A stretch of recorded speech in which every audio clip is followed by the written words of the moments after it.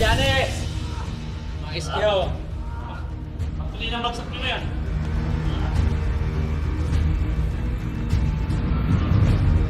Sige na! Ingat!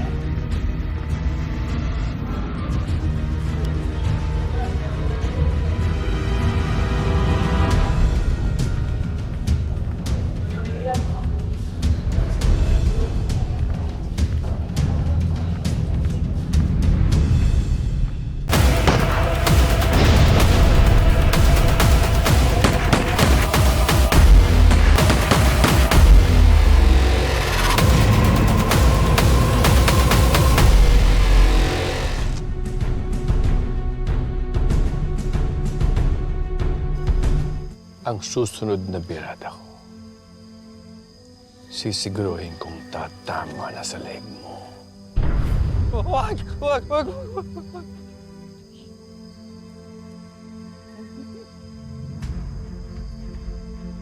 Sige na! Sige na! Sasabihin ko na. Bangon niyo. Iupo nyo.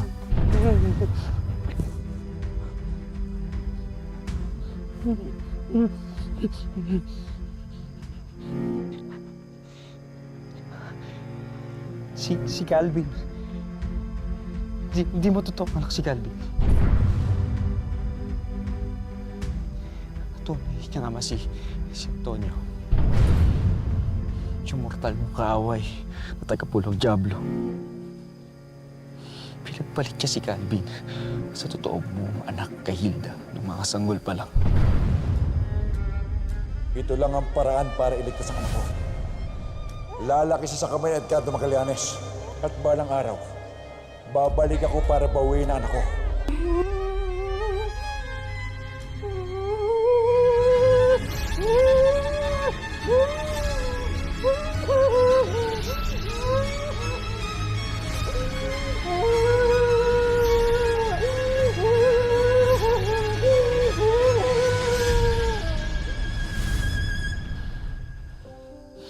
Pinalikan ka ni Antonio. At sisirain kayo ni Antonio. Sisirain kayo ni Elias.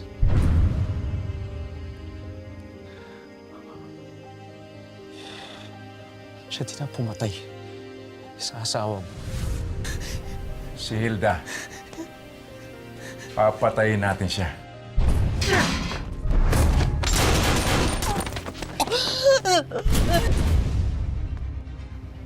Bitawan mo ang asawa ko. Kagaya ng ginawa ni Calvin nung nagtanggap siya si Black Rider.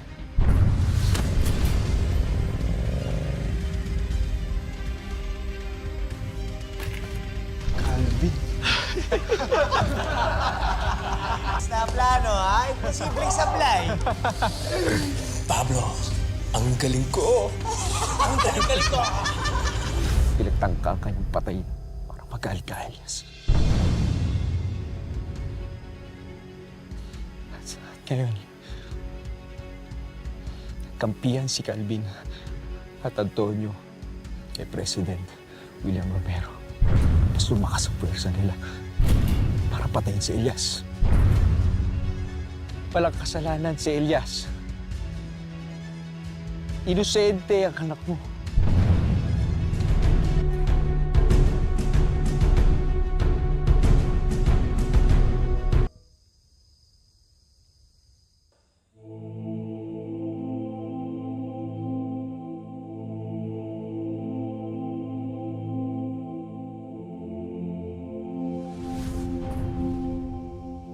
Hindi pinatay ng anak ko ang asawa mo. Hindi niya kayang gawin yon. Pinatay mo ang asawa ko! Hindi akong pumatay sa kanya. May ibang mga tao pumunta dito, Edgardo, hindi ako.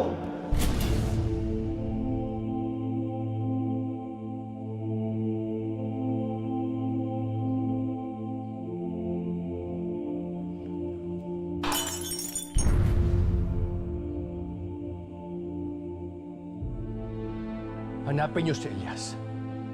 Kailangan ko siyang makausap ngayong gabi. Kalma, senyor. Kalma. Huwag po akong pakakalmahin. Hanapin niyo si Elias. Ngayon na. Masusunod sa inyo. Hindi nga eh, dapat mabahala eh. Kaya sa katunayan, tumimbre na ako sa tipster natin sa loob ng kapulisan. Alamin niya ang posibleng kinaroroonan ni Elias. Ganun naman pala eh. Huwag kayong babalik dito hanggat hindi niyo kasama si Elias. Areglado sa inyo.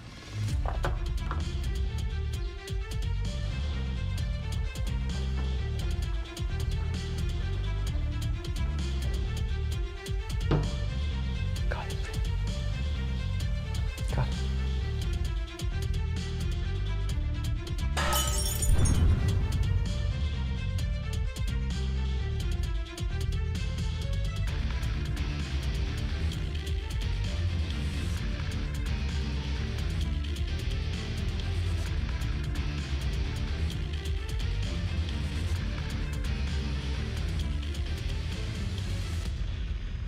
Hoy! Bilisan mo!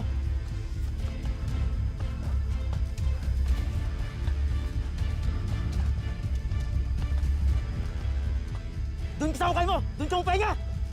Hoy!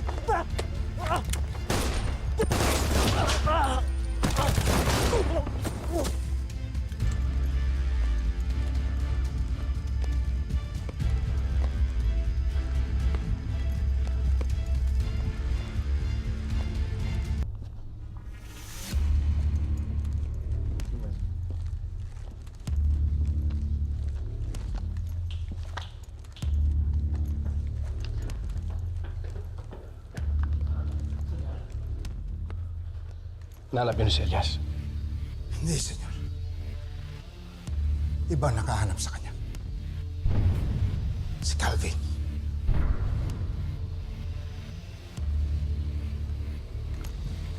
Paliwanag mo, Hugo. Ayon sa report sa atin ng tipster, nagkaroon ng report sa isang pag-atake sa isang ancestral house ng isang grupo ng armadong mga kalalakihan. Anong kinalaman ni Elias at Calvin dito? Si Calvin, kasama si Antonio, ang kasama ng isang grupo ng mga armadong lalaki na yon. At inatake nila ang kasalan, ang kasal ni Paeng, na kaibigan naman ni Elias. Kaya kumpirmado nga doon si Elias. Senyor, mahal na sa panganib ang buhay ng anak mo.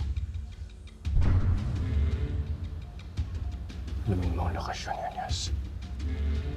Hindi maaaring mamatay ang anak ko. Naka-ID na, senyor. At pinaganda ko na rin ang gagamitin natin mga sasakyan. Hindi mamamatay ang anak ko. Ililigtas ko siya. Kung may dapat mamatay dito, ito ay si Calvin at Antonio.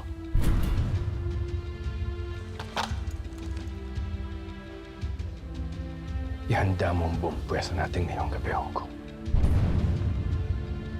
Lulusubin natin Calvin at Antonio. Sa kanilang akala, mahirap pa ako sa daga. Lingid sa kanilang kala, mas malakas tayo sa kanila. Gugulatin natin sila. At tatapusin natin ang laban para kay Elias.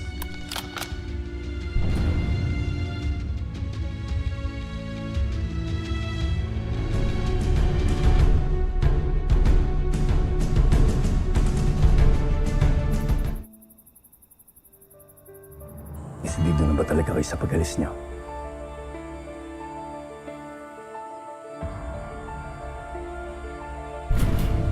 Kahit kailanman ay hindi ako magiging absuelto sa batas. Magpapakalayo ako. Kasama ng kapatid.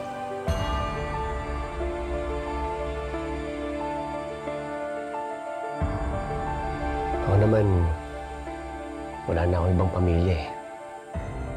Wala na akong mapupuntahan. Hindi totoo yan, Moises. Ako. Pamilya mo ko. Dahil kuya mo ko.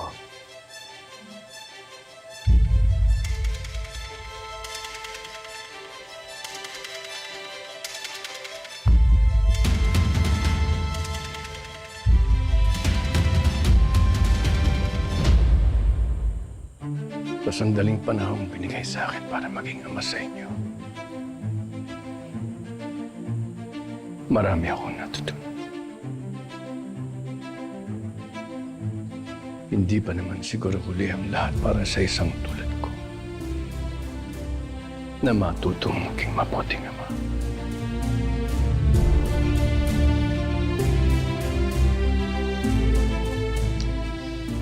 Huwag kang mag-alala tayo. Kahit uugod-ugod ka na, hindi kita pababayaan. Ha? Basta alam mo na, yung mana mo dapat mas malaki, di ba? Biro lang tayo.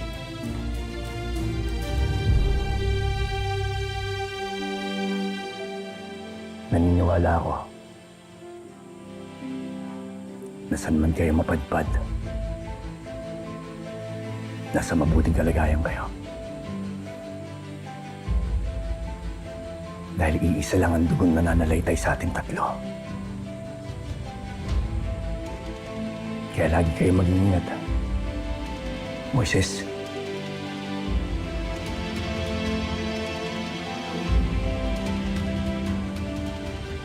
Tatay.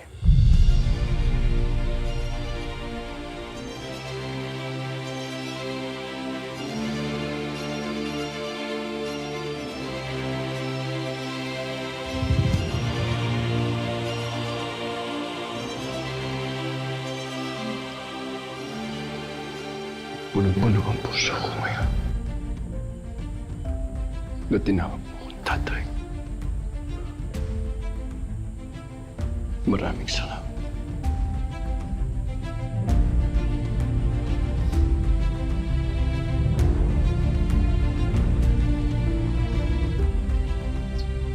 Dahil